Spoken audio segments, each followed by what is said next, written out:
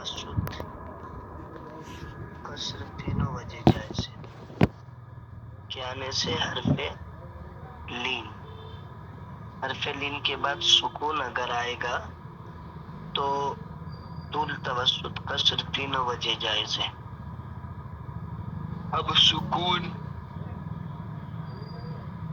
جو آئے گا حرف لین کے بعد وہ کیسا ہونا چاہیے؟ آیا سکون عارضی ہونا چاہیے یا اصلی ہونا چاہیے؟ کون سا سکون ہونا چاہیے؟ تو اس کے حوالے سے بتا رہے کہ سکون اصلی ہو یا عارضی. یہ جو حرف لین کے بعد سکون کے اوپر 1 نمبر حاشیہ لگا ہے نا اسکرین پہ جو کتاب ہے اس میں، اسی 1 نمبر کو نیچے دیکھیے حاشیے میں جو چھوٹے چھوٹے لائن کے نیچے جسٹ لکھے ہوئے 1 نمبر لگا کے لکھا ہوا ہے سکون اصلی ہو یا عارضی. اگر سکون اصلی ہوگا حرف لین کے بعد تو اس کو مد لین لازم کہیں گے، جیسے سورہ مریم میں کاف ہا یا عین کے عین میں ہے. اور اسی طریقے سے ایک اور جگہ ہے یہ جو مد لین لازم ہے نا، مد لین لازم یہ پورے قرآن میں غالباً 2 جگہ ہے، اور ایک کاف ہا یا عین صاد کے عین میں ہے، اور ایک سورہ مریم میں کاف ہا یا عین یہاں پہ بھی عین میں ہے. ٹھیک ہے، تو یہاں پہ مد لین لازم ہوگا. اگر سکون عارض ہو تو مد لین عارض کہیں گے، جیسے خیرن سے خیر. اب خیرن تھا لیکن جب اس پہ ہم رک گئے وقف کیے تو خیرن را کے آخر میں ابھی فی الحال 2 پیش ہے، لیکن جب ہم رک جائیں گے، ارے ریاض بھائی اس کو سکون سے رہنے دو کتاب کو، آپ ابھی اوپر نیچے کر دیے تو پھر وہ یہ ہو گیا، صاف نہیں دکھ رہا ہے.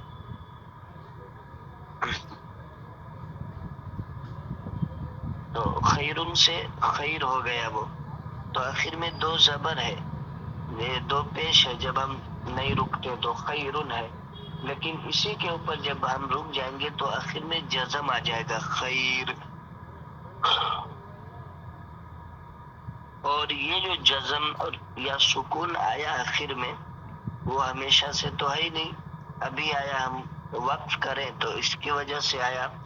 تو یہ سکون عارضی ہے، اور قاعدہ ہے کہ مد حرف لین کے بعد سکون عارض ہو تو مد لین عارض ہوگا، لہذا یہاں پہ مد لین عارض ہوگا، جیسے خیرن سے خیر. اب آگے قاعدہ بتا رہے کہ لین لازم میں کیا ہے اور لین عارض میں کون سا مد ہوگا، کون سا مد کرنا بہتر ہے. تو بتا رہے کہ مد لین لازم میں طول اولا ہے، طول، جیسے کاف ہا یا عین صاد، تو اس کے عین میں طول اولا ہے، یعنی 5 الف یا 3 الف مد کرنا چاہیے. اور مد لین عارض میں قصر اولا ہے، یعنی مد لین عارض میں ایک دم کم مد کرنا چاہیے، جو مد کی سب سے کم حصہ ہے وہ مد کرنا چاہیے. ٹھیک ہے، مد لین تو سنانا ایسے رہے گا ہر کے حرف لین کے بعد سکون آنے سے طول توسط قصر تینوں وجہ جائز ہے. اگر حرف لین کے بعد سکون اصلی ہو یا عارضی.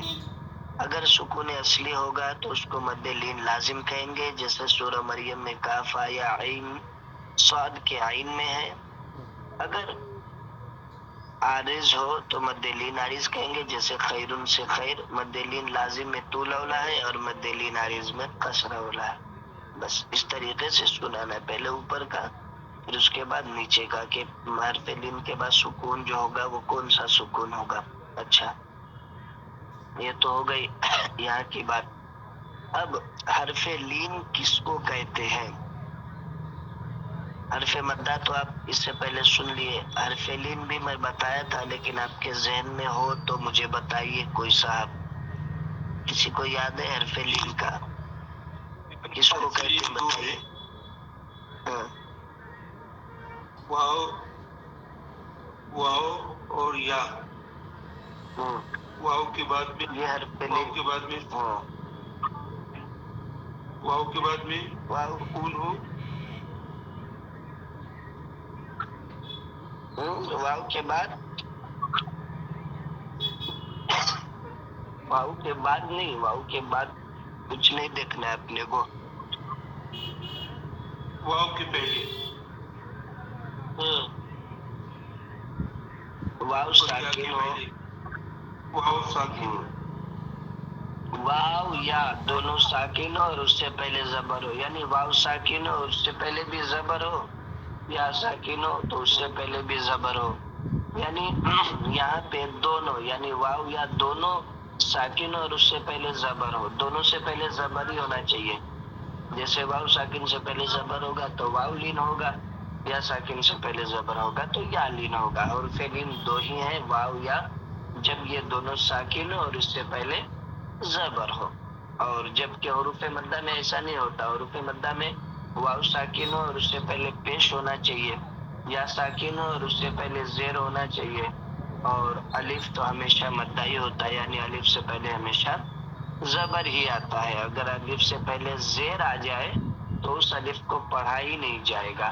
ٹھیک ہے، تو الف کے حوالے سے ایسا ہے کہ الف ہمیشہ مدہ ہی ہوتا ہے. ٹھیک ہے، یہ سمجھ گئے حروف لین حروف مدہ کے بارے میں. اب حروف لین، جہاں بھی حرف لین کی بات آئے گی تو یہ دماغ میں آپ کو لے آنا ہے کہ حرف لین مطلب واو ساکن اور اس سے پہلے زبر، یا ساکن اور اس سے پہلے بھی زبر ہی.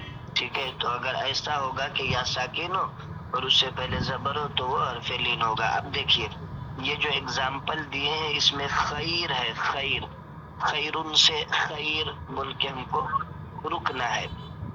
اب خیرن میں یا ساکن ہے، خا یا زبر خی، یا ساکن ہے اور اس سے پہلے یا سے پہلے خا کے اوپر زبر ہے، تو یہ کیا ہوا؟ یا لین ہوا. قاعدہ کیا ہے کہ حرف لین کے بعد سکون.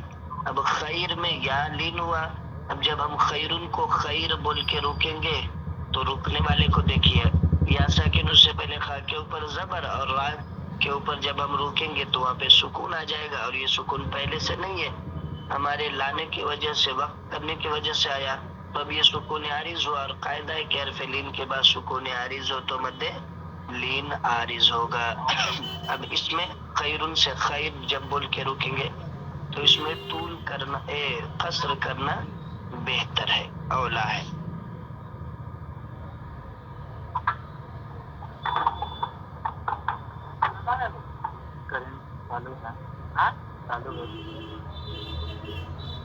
چلیے ایک قاعدہ میں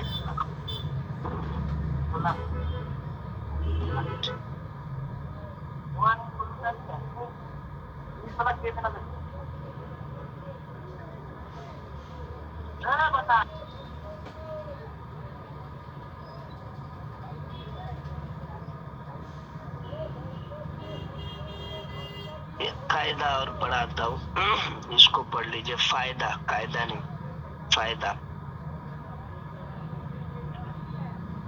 فائدہ مخرج اور صفات لازمہ کے ساتھ حرف ادا کرنے کو اظہار کہتے. یہ اظہار کی ڈیفینیشن ہے، اظہار کی تعریف ہے.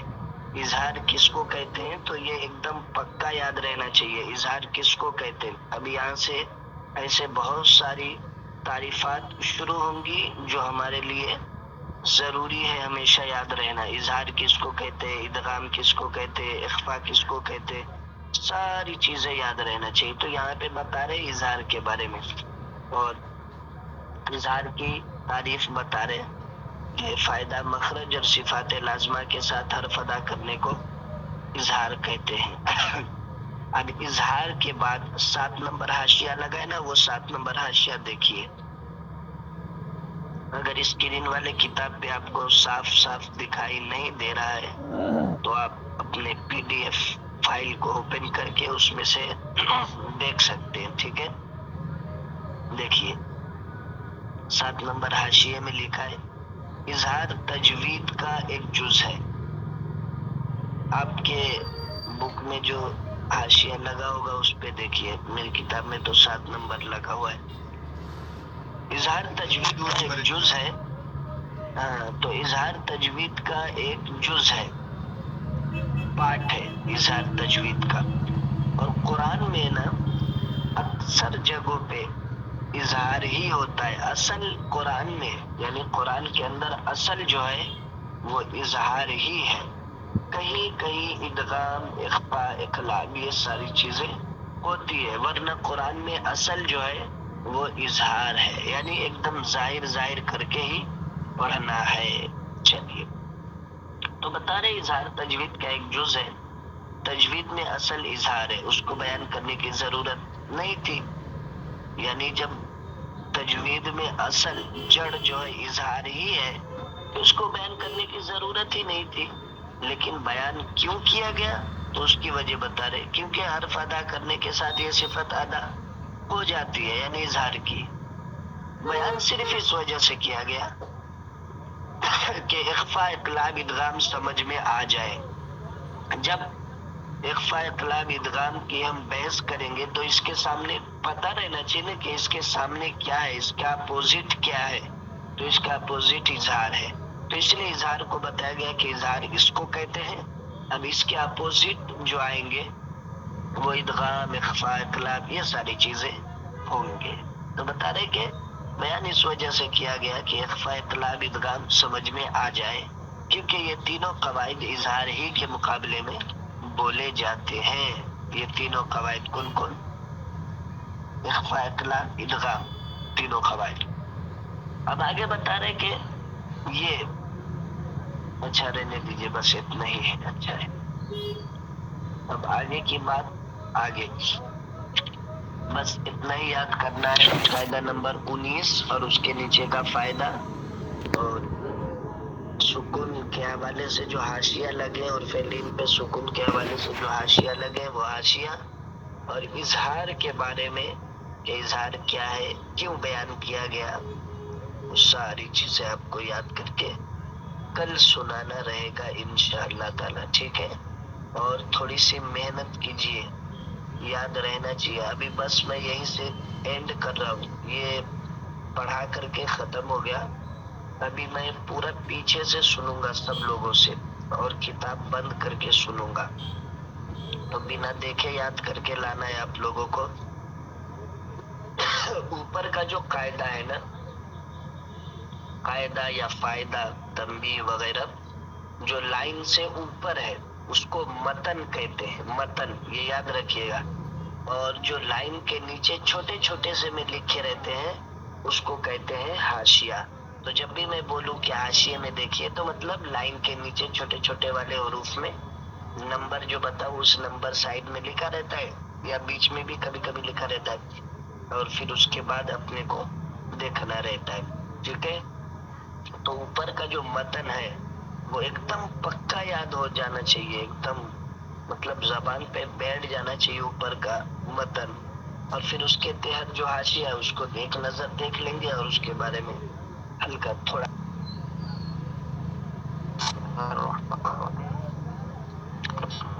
اصل ذاتی ہی کسے تعریف میں وہ حدیث میں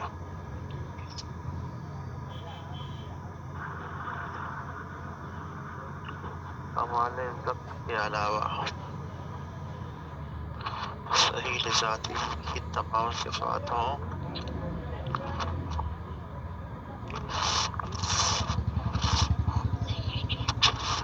اور یہ کمی تعدد ترک سے پوری نہ ہو. یعنی جو صحیح کی تمام صفات ہیں اس میں سے جو ایک صفت ضبط، کمال ضبط، وہ نہ ہو اور نہ وہ کمی پوری ہو، تو ایسی حدیث کو حدیث حسن لذاتی کہتے ہیں. حدیث حسن لذاتی کا حکم بیان کریں. یہ حدیث بھی قابل حجت ہے، یعنی اس یہ بھی قابل دلیل ہے، اس کو بھی دلیل بنایا جا سکتا ہے. حدیث حسن لغیرہ کی تعریف ذکر کریں. یہ حدیث بھی وہ حدیث اس میں صحیح لذاتی کی ایک سے زائد صفات میں کمی ہو، لیکن یہ کمی تعدد طرق سے پوری ہو جائے. یعنی صحیح لذاتی کی جو تمام صفات ہیں حسن لغیرہ میں ایک سے زائد یعنی 2 یا 3 صفات اس میں نہ پائی جائے، مگر یہ کمی تعدد طرق یعنی بہت سارے طریق سے روایت ہو تو حدیث حسن لغیرہ کہلاتی ہے. سوال: حدیث حسن لغیرہ کا حکم بیان کریں. یہ حدیث بھی قابل حجت ہے مگر رتبہ میں یعنی مرتبے میں حسن لذاتہ سے کم ہے. حدیث ضعیف کی تعریف کریں. اس حدیث میں صحیح لذاتہ کی ایک سے زائد صفات میں سے کمی ہو اور تعدد طرق سے یہ کمی پوری نہ، اس میں لکھا ہے پوری ہو جائے، یہاں کر تو پوری نہ ہو. ٹھیک ہے.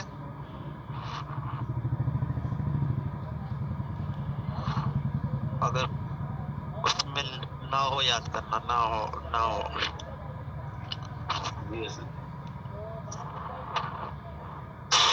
یعنی ایک سے زائد صفات اور یہ کمی پوری بھی نہ ہو تعدد طرق سے، تو ایسی حدیث کو ضعیف کہتے ہیں. حدیث ضعیف کا حکم. فضائل و مناقب میں ضعیف پر تمام محدثین کے نزدیک عمل کرنا جائز ہے، جبکہ احکام حلال و حرام میں حدیث ضعیف قابل عمل نہیں.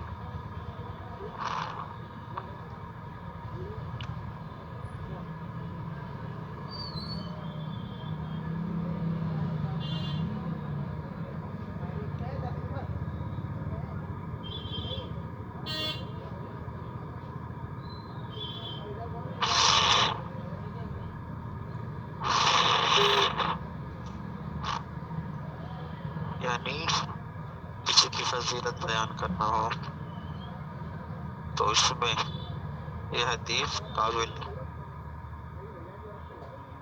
اس ضعیف حدیث سے کسی چیز کو حلال کرنا یا حرام کرنا یہ قابل عمل نہیں ہے اس معاملے میں. ٹھیک.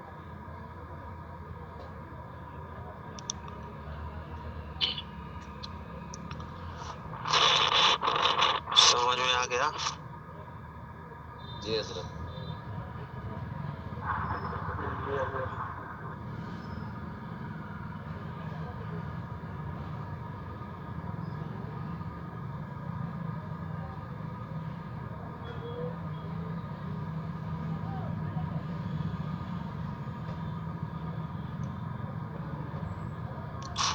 چلو ایک بار پڑھ لو اپنے سے.